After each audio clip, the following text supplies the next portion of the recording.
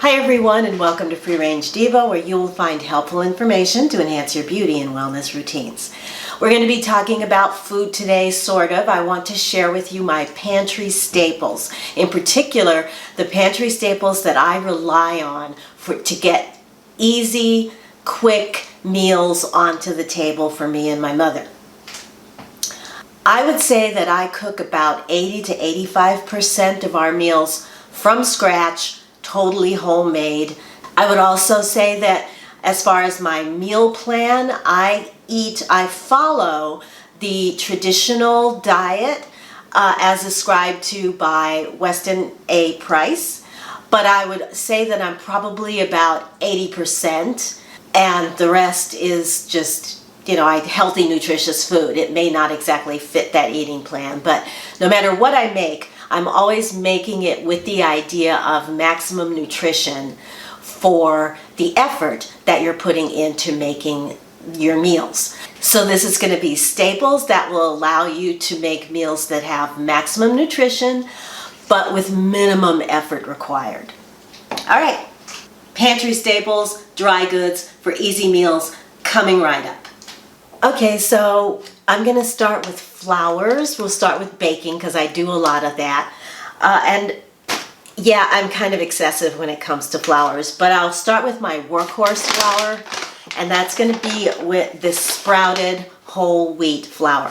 As I said, one of the linchpins of the Weston A. Price diet is eating grains, but sprouted grains, because you get more nutrition, better absorption, it's easier on the gut. And so when I'm baking, especially if I'm baking something fast like biscuits or something, I will use the sprouted whole wheat flour, and I get this from 1 Degree. I've been buying my flour from them for years. And one of the things that I also want to share with you is brands that I use and trust. Which brings us to Bob's Red Mill. I've got dark rye flour from them, and this is super fine almond flour. Both of these I use in baked goods. I actually haven't started I don't use this very much. I'm going to start using it a lot more, but the almond flour makes amazing cookies. And if you want to make cookies that are gluten-free, but that have a nice chewy texture to them, I really like almond flour. And so it's a little bit better. It's nuts, so you're getting the healthy fats that come along with the nuts, and you're cutting back on wheat, if you so choose. Most of my baking is done with einkorn flour or with regular AP flour. Einkorn it's an ancient grain of wheat that has never been hybridized. So this is what wheat has always been for centuries, and it's very easy to digest.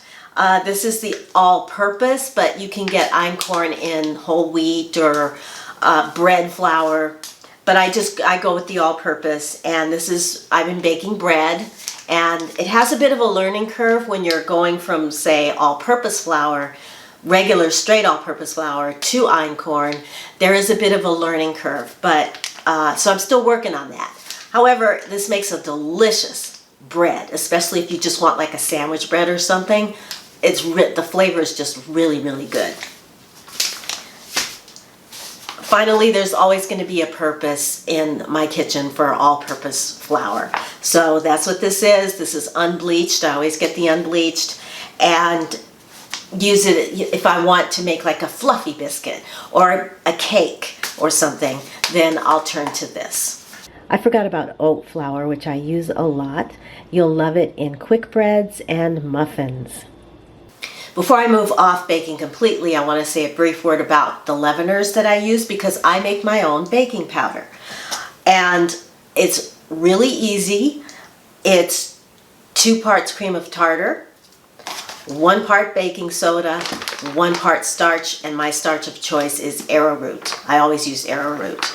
And what this does is you get the leavening of regular baking powder without the aluminum, so it's a single action. and without corn. And so because I cannot tolerate corn, there's usually cornstarch in baking powder. But I have been doing this for years and this works great. And what's nice is that I can combine all these ingredients and make the powder fresh, and I don't have to have like large amounts of baking powder sitting around losing its effective, because it becomes active once you combine everything together, I think. Right here I have nuts, beans, and seeds. And the only nut that we have in the house right now, so we'll start with that, are these cashew nuts. Usually we have pecans in the house, but we like to buy them from this farm in Georgia. They are the best. I'll put the name down in the description of the farm because they're better than anything you could buy in the store here. And then in the seed department, I've got these are chia seeds. I don't eat these very often, but I know I'm supposed to, so that's why I bought them. I've got quinoa over here, which is a seed. It's used like a grain, but it's really a seed. Hemp seeds that I love. I eat these all the time, especially, and I make a fake oatmeal, a hot morning porridge using hemp that's delicious. And then daily flax seeds. I'm never without these. These are for hormone balancing as well as omega-3 fatty acids. I keep these in the refrigerator along with the hemp seeds because the hemp seeds are high in omega-6 fatty acids. So you're getting your complete fatty acid profile right here. And then in the beans, I've got a couple brown and red lentils. These are pinto beans, dried beans, and we also always have, although we just ate them up the other day, we also have black-eyed peas and white beans as well that we keep dried, because I can't have things in cans.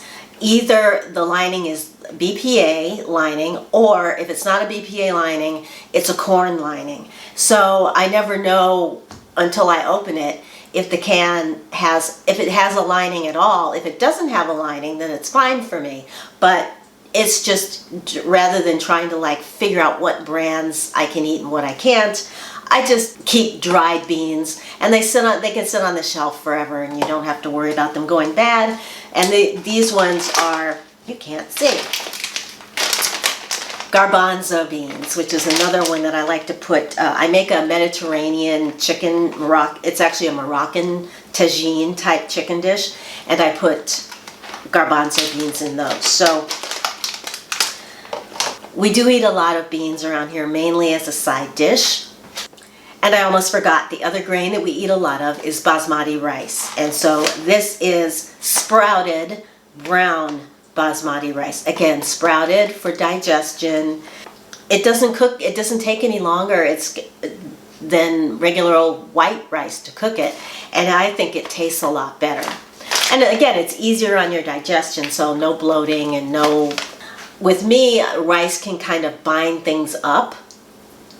At least white rice can. So something like this doesn't do that because you're getting all of the full fiber of the rice.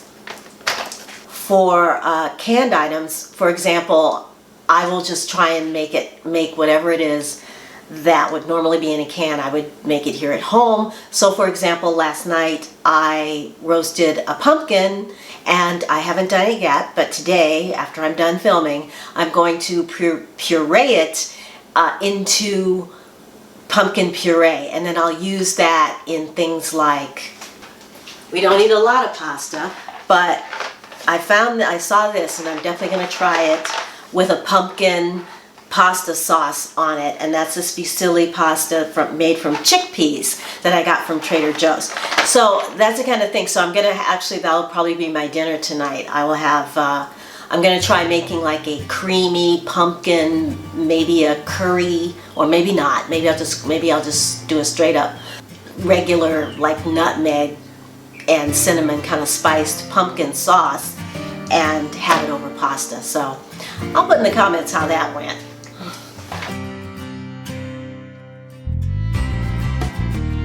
Okay, so now I have all of my oils and blends that I use to add flavor and variety to foods, starting with these first three. This is from Primal Kitchen. It's their classic barbecue sauce. This is the unsweetened version, although it does have dates in it, so I don't get that, but it doesn't taste sweet when you use it.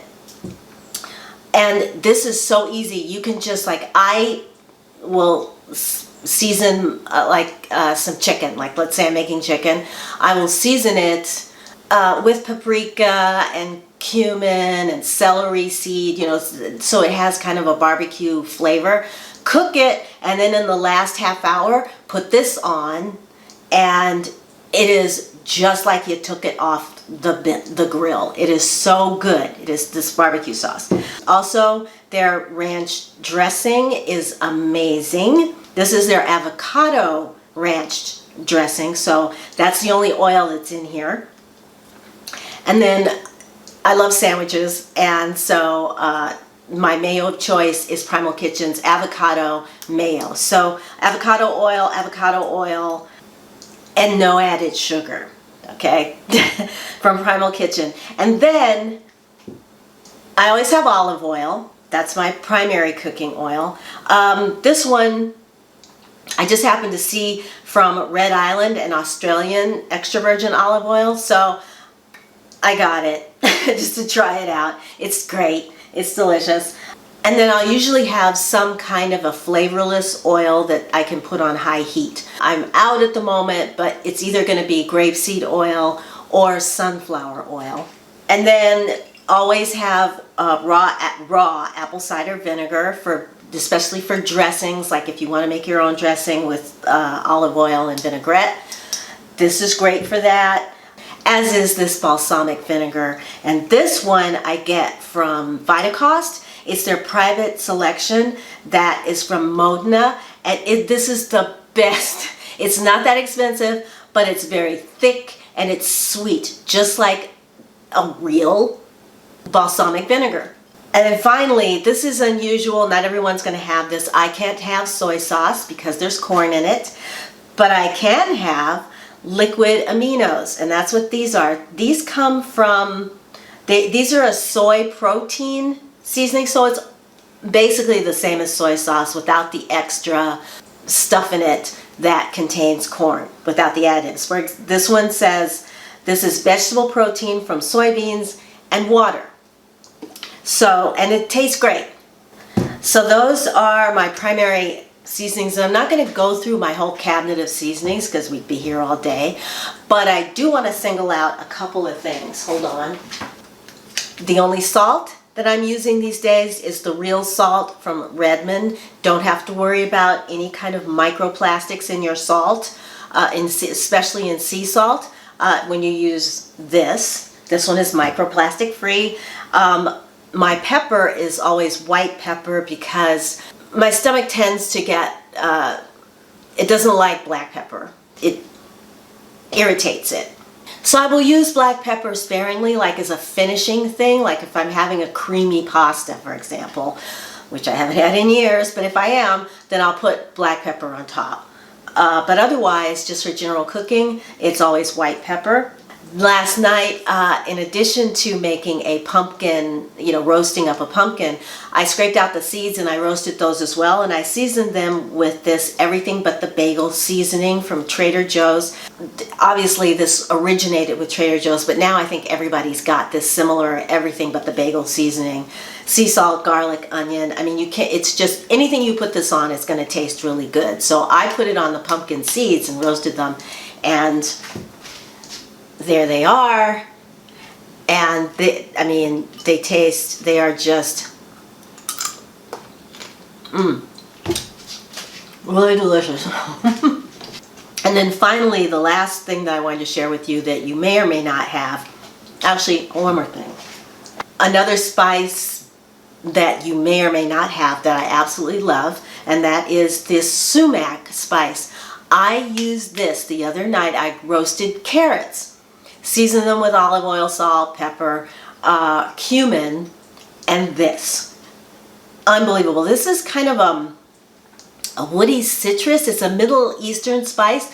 It just has another flavor profile, so that, especially on vegetables, to just change things up every now and then so that you don't get bored. And I think everyone should have some sort of a spice blend that is exotic. And this is the one that I'm using right now. This actually came from Morocco. I had a friend that went on vacation and I asked her for some spices. These are tagine spices. Moroccan tagine is like a stew, and it has a specific flavor profile, and these are the spices that you would put in that. I will write out alongside exactly what the usual spices, because right now my mind is blank, but I'll write out what spices you will usually find in a blend like this. Also, another grain that I use particularly if I'm going to be making my Moroccan stew, couscous. Always have that around. Finally, the one-off stuff. For those of you that like boxed cereals, this is what I recommend. This is from 3 Wishes. This has more protein, less sugar, and it's gluten-free. It's also, this variety is unsweetened. It's grain-free. It has 8 grams of protein and 0 grams of sugar. So I don't often want cold cereal in the morning, but when I do, I will grab this with like bananas, and to up the protein factor, whatever milk I'm using, I will mix a little protein powder in with the milk, and then that way I'm getting a little more protein, but I'm also getting like lots of fiber as well. The ingredients in here, if you're wondering, they're chickpeas, tapioca, pea protein, and salt. This is kind of expensive, but I always wait until it goes on sale and then I buy, whatever. And I only buy this particular, it comes in other flavors like cinnamon and things like that. But this is the only one that actually has no added sugar. So this is the one I get. Last but not least, sweeteners. If you saw my video where I talked about the things that I don't eat, added sugar being one of them, when I bake, I do use things to sweeten my baked goods. So usually if I'm following a recipe and I can get away with it, I will use half the amount of sugar that is called for in the recipe, and I use this turbinado raw cane sugar. This is a coarse grind, so per teaspoon with a fine grind of sugar, you're still going to be getting less. You're also getting a little bit more nutrition because this is not a refined product. I think the process of making this preserves all of that natural brown sugar goodness that is naturally in sugar. Additionally, I have raw honey here. This is actually a local honey that I got for the last time I was out in Ventura, and maple syrup, just straight up maple syrup. So these are pretty much the sweeteners that if I'm going to put something in something to sweeten it, this is what I'm going to use, something from here. And it's not like, I don't even know the last time I had pancakes, for example. This would maybe go into like muffins or something instead of this, just because it gives you a better flavor. So that's it. I've showed you what's in my pantry, and I've told you that I probably cook about 80 to 85% of everything that we eat, I make from scratch. What about you? Are there those of you that make a lot of things pre-packaged or pre-whatever, and you want to get more into making things from scratch at home? Let me know. And if you've been making stuff from scratch forever and you have tips, please put those in the comments below as well. All right, everybody, that's going to wrap it up for today. As always, I so appreciate that you stopped by and spent some time with me watching today. I hope you got something out of it. If you did, please give the video a thumbs up. If nothing else, hopefully this will inspire you to go into your own pantry, find some things in there that you maybe have forgotten about, and make something new, make something interesting for dinner tonight. If you want to see more from me, then please consider subscribing and don't forget to hit the notification bell so you won't miss a thing here at Free Range Diva. And everyone, until I see you in my next video, I'm going to wish you a wonderful day, a wonderful week. Take good care of yourselves, and I will talk to you again very, very soon. Bye!